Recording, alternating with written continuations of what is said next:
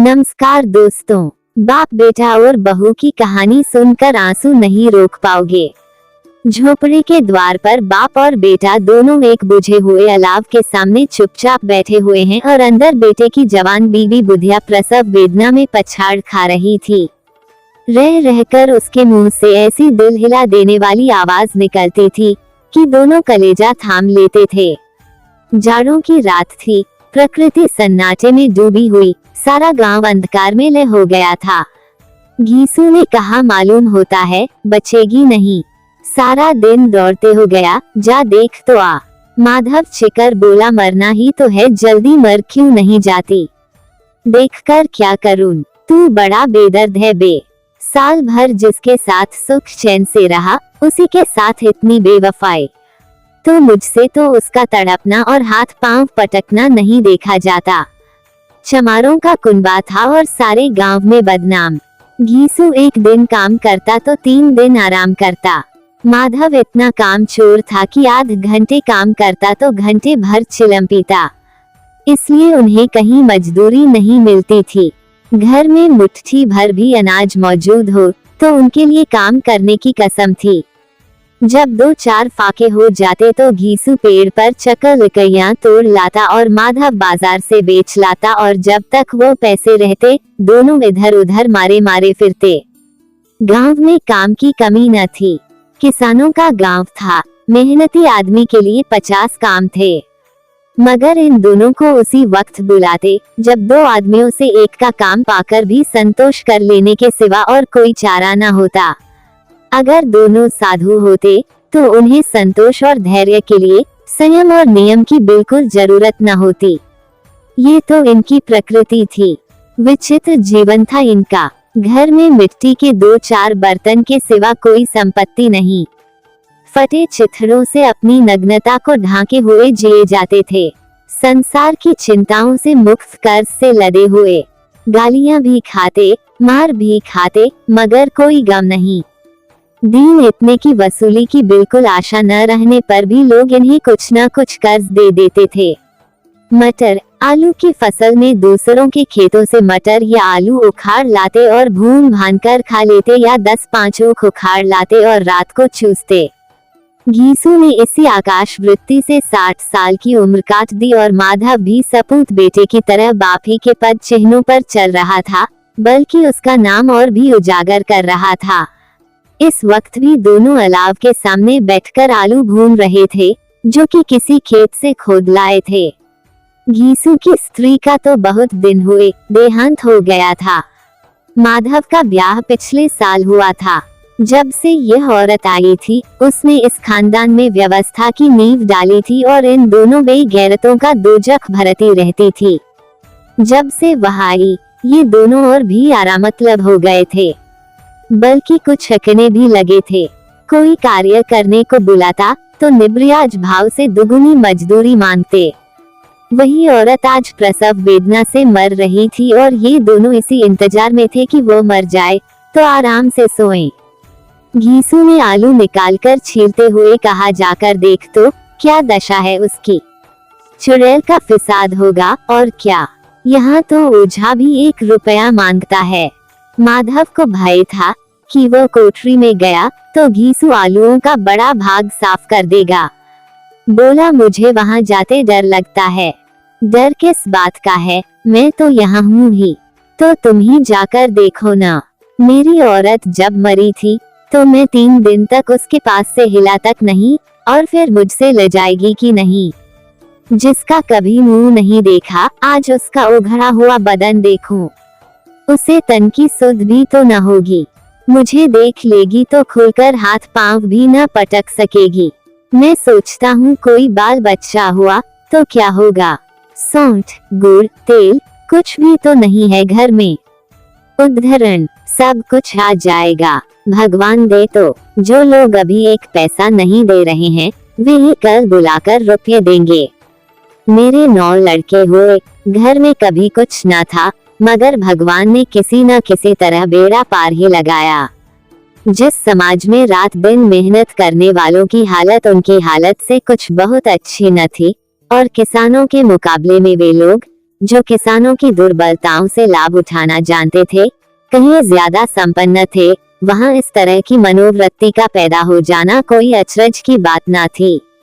हम तो कहेंगे घीसू किसानों से कहीं ज्यादा विचारवान था और किसानों के विचार शून्य समूह में शामिल होने के बदले बैठकबाजों की कुत्सित मंडली में जा मिला था। हाँ, उसमें ये शक्ति न थी कि बैठकबाजों के नियम और नीति का पालन करता। इसलिए जहां उसकी मंडली के और लोग गांव के सरगना और मुखिया बने हुए थे, उस पर सारा गांव उंगली उठाता था। फिर भी उसे ये तस्कीन तो थी ही कि अगर वो फटेहाल है तो कम से कम उसे किसानों की सीजी तोड़ मेहनत तो नहीं करनी पड़ती और उसकी सरलता और निरीहता से दूसरे लोग बेजा फायदा तो नहीं उठाते। दोनों आलू निकाल निकाल कर जलते जलते खाने लगे। कल से कुछ नहीं खाया था, इतना सब्र न था कि ठंडा हो जाने दें। कई बार दोनों की जबानें जल गईं। छिल जाने पर आलू का बाहरी हिस्सा जबान, हलक और तालू को जला देता था और उस अंगारे को मुंह में रखने से ज्यादा खैरियत इसी में थी कि वह अंदर पहुंच जाए। वहां उसे ठंडा करने के लिए काफी सामान थे, इसलिए दोनों जल्द जल्द निगल जाते। हालांकि इस कोशिश में उनकी आंखों से आंसू निकल आते। घीसू को उस वक्त ठाकुर की बारात याद आई जिसमें 20 साल पहले वह गया था। उस दावत में उसे जो तृप्ति मिली थी वो उसके जीवन में एक याद रखने लायक बात थी और आज भी उसकी याद ताजी थी। बोला वह भोज नहीं भूलता। तब से फिर उस तरह का खाना और भरपेट नहीं मिला। लड़की वालों ने सबको भरपेट पूड़ियाँ खिलाई थी, सबको, छोटे बड़े सबने पूड़ियाँ खाई और असली घी की चटनी, रायता, 3 तरह के सूखे साग, एक रसेदार तरकारी, दही, चटनी, मिठाई। अब क्या बताऊं कि उस भोज में क्या स्वाद मिला। कोई रोक टोक नहीं थी, जो चीज चाहो मांगो, जितना चाहो खाओ। लोगों ने ऐसा खाया कि किसी से पानी न पिया गया। मगर परोसने वाले हैं कि पत्तल में गर्म गर्म गोल गोल सुवासित कचौड़ियां डाल देते हैं। मना करते हैं कि नहीं चाहिए, पत्तल पर हाथ रोके हुए हैं, मगर वह हैं कि दिए जाते हैं। और जब सबने मुंह धो लिया तो पान इलायची भी मिली, मगर मुझे पान लेने की कहाँ सुध थी। खड़ा हुआ न जाता था, चटपट जाकर अपने कंबल पर लेट गया। ऐसा दिल दरियाव था वह ठाकुर। माधव ने इन पदार्थों का मन ही मन मजा लेते हुए कहा, अब हमें कोई ऐसा भोज नहीं खिलाता। उद्धरण, अब कोई क्या खिलाएगा। वह जमाना दूसरा था, अब तो सबको किफायत सूझती है। शादी ब्याह में मत खर्च करो, क्रियाकर्म में मत खर्च करो। पूछो, गरीबों का माल बटोर बटोर कर कहाँ रखोगे। बटोरने में तो कमी नहीं है, हाँ खर्च में किफायत सूझती है। तुमने एक 20 पूरियां खाई होंगी, 20 से ज्यादा खाई थी। मैं 50 खा जाता, 50 से कम मैंने न खाई होंगी। अच्छा पका था, तू तो मेरा आधा भी नहीं है। आलू खाकर दोनों ने पानी पिया और वहीं अलाव के सामने अपनी धोतियां उड़कर पांव पेट में डाले सो रहे, जैसे 2 बड़े बड़े अजगर गेंडुलिया मारे पड़े हों। और बुधिया अभी तक कराह रही थी। 2 सवेरे माधव ने कोठरी में जाकर देखा तो उसकी स्त्री ठंडी हो गई थी। उसके मुंह पर मक्खियां भिनक रही थीं। पथराई हुई आंखें ऊपर टंगी हुई थी। सारी देह धूल से लथपथ हो रही थी। उसके पेट में बच्चा मर गया था।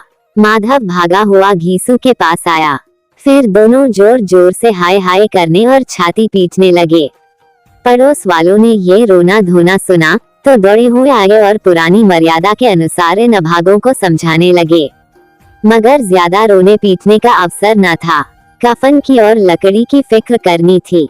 घर में तो पैसा इस तरह गायब था जैसे चील के घोंसले में मांस। बाप बेटे रोते हुए गांव के जमींदार के पास गए। वो इन दोनों की सूरत से नफरत करते थे। कई बार इन्हें अपने हाथों से पीट चुके थे, चोरी करने के लिए, वादे पर काम पर न आने के लिए। पूछा, क्या है बे घिसुआ, रोता क्यों है? अब तो तू कहीं दिखलाई भी नहीं देता। मालूम होता है इस गांव में रहना नहीं चाहता। घीसू ने जमीन पर सिर रखकर आंखों में आंसू भरे हुए कहा, सरकार बड़ी विपत्ति में हूँ। माधव की घरवाली रात को गुजर गई। रात भर तड़पती रही सरकार। हम दोनों उसके सिरहाने बैठे रहे। दवा दारू जो कुछ हो सका सब कुछ किया, मुदा वह हमें दगा दे गई। अब कोई एक रोटी देने वाला भी न रहा मालिक। तबाह हो गए, घर उजड़ गया। आपका गुलाम हूँ, अब आपके सिवा कौन उसकी मिट्टी पार लगाएगा। हमारे हाथ में तो जो कुछ था वह सब तो दवा दारू में उठ गया। सरकार ही की दया होगी तो उसकी मिट्टी उठेगी। आपके सिवा किसके द्वार पर जाऊं। जमींदार साहब दयालु थे, मगर घीसू पर दया करना काले कंबल पर रंग चढ़ाना था। जी में तो आया, कह दे चल दूर हो यहाँ से। यूं तो बुलाने से भी नहीं आता, आज जब गरज पड़ी तो आकर खुशामद कर रहा है। हरामखोर कहीं का, बदमाश। लेकिन ये क्रोध या दंड देने का अवसर न था। जी में कुड़ते हुए 2 रुपये निकालकर फेंक दिए, मगर सांत्वना का एक शब्द भी मुंह से न निकला। उसकी तरफ ताका तक नहीं, जैसे सिर का बोझ उतारा हो। जब जमींदार साहब ने 2 रुपये दिए तो गांव के बनिए महाजनों को इनकार का साहस कैसे होता। घीसू जमींदार के नाम का ढिंढोरा भी पीटना जानता था। किसी ने 2 आने दिए, किसी ने 4 आने। 1 घंटे में घीसू के पास 5 रुपये की अच्छी रकम जमा हो गई। कहीं से अनाज मिल गया, कहीं से लकड़ी। और दोपहर को घीसू और माधव बाजार से कफन लाने चले। इधर लोग बांस वांस काटने लगे। गांव की नर्मदा स्त्रियां आकर लाश देखती थीं और उसकी बेकसी पर 2 बूंद आंसू गिराकर चली जाती थीं। 3 बाजार में पहुंचकर घीसू बोला, लकड़ी तो उसे जलाने भर को मिल गई है, क्यों माधव। माधव बोला, हाँ लकड़ी तो बहुत है, अब कफन चाहिए। तो चलो कोई हल्का सा कफन ले लें। हाँ और क्या, लाश उठते उठते रात हो जाएगी। रात को कफन कौन देखता है। कैसा बुरा रिवाज है कि जिसे जीते जी तन ढांकने को चिथड़ा भी न मिले, उसे मरने पर नया कफन चाहिए। कफन लाश के साथ जल ही तो जाता है, और क्या रखा रहता है। यही 5 रुपये पहले मिलते तो कुछ दवा दारू कर लेते। दोनों एक दूसरे के मन की बात ताड़ रहे थे। बाजार में इधर उधर घूमते रहे। कभी इस बजाज की दुकान पर गए, कभी उसकी दुकान पर। तरह तरह के कपड़े, रेशमी और सूती देखे, मगर कुछ जचा नहीं। यहाँ तक कि शाम हो गई। तब दोनों न जाने किस दैवी प्रेरणा से एक मधुशाला के सामने जा पहुँचे और जैसे किसी पूर्व निश्चित व्यवस्था से अंदर चले गए।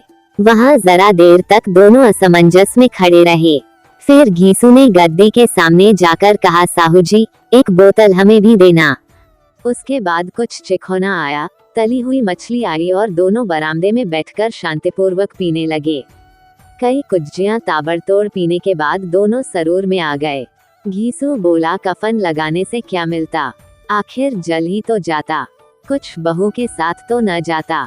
माधव आसमान की तरफ देखकर बोला, मानो देवताओं को अपनी निष्पापता का साक्षी बना रहा हो। दुनिया का दस्तूर है, नहीं लोग बाबनों को हजारों रुपए क्यों दे देते हैं।